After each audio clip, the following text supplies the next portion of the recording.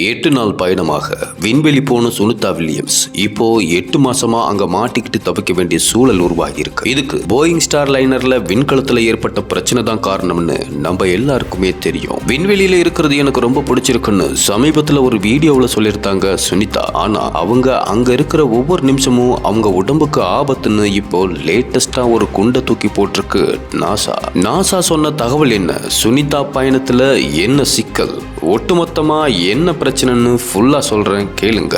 விண்வெளி வீரர்களான சுனிதா வில்லியம்ஸும் வில்மோர் என்றவரும் கடந்த ஜூன் 5ஆம் தேதி போயிங் ஸ்டார் லைனர் விண்கலம் மூலமா விண்வெளிக்கு போயிருக்காங்க.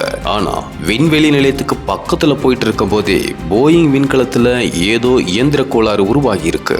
எப்படியோ அதை சமாளித்து சுனிதாவும் வில்மோரும் ஒரு வழியா விண்வெளிக்கு போய் சேர்ந்துட்டாங்க. முக்கியமான வேலைக்காக 8 நாட்கள் மட்டுமே பயணமா விண்வெளிக்கு போன சுனிதா இப்போ அங்க 3 மாசமா மாட்டிக்கிட்டும் இருக்காங்க. வரும் பிப்ரவரியில தான் அவங்கள பூமிக்கு கூட்டிட்டு வர முடியும்னு நாசா சொல்லியிருக்கு. அதுக்காக எலான் மஸ்கோட ஸ்பேஸ் எக்ஸ் நிறுவனத்துக்கு கூட பேச்சுவார்த்தை நடத்திட்டு இருக்காங்க. ஆனா பிப்ரவரி வரைக்கும் சுனிதா விண்வெளியில இருந்தா அவங்க உடம்பு ரொம்ப பாதிக்கப்படும்னு புதுசா ஒரு அறிவிப்பை வெளியிட்டு இருக்காங்க நாசா. அதாவது சுனிதா வினாடிக்கு 3 மில்லியன் ரெட் பிளட் செல்ஸை இழக்கிறதா சொல்லியிருக்காங்க. பொதுவாவே பூமியில இருக்கும்போது விண்வெளியில இருக்கும் போதும் உடல் பல மாற்றங்களை சந்திக்குமா. அதுல இருந்தெல்லாம் விண்வெளி வீரர்களை காப்பாத்த அவங்களுக்குன்னு பிரத்யேக சாப்பாடு, உடை, மற்ற எல்லாமே தனித்துவமா விண்வெளிக்காகவே வடிவமைக்கப்பட்ட பொருளாவே கொடுப்பாங்க.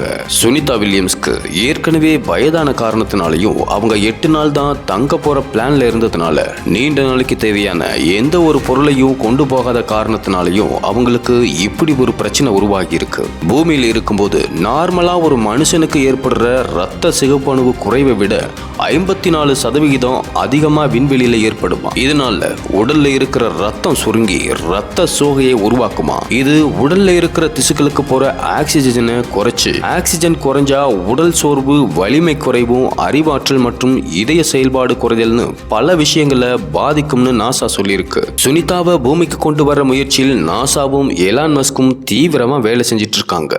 இந்த தகவல்கள் உங்களுக்கு பிடிச்சிருந்தா தெற்கின் குரல் சேனலை சப்ஸ்கிரைப் பண்ணி கமெண்ட் பண்ணுங்க.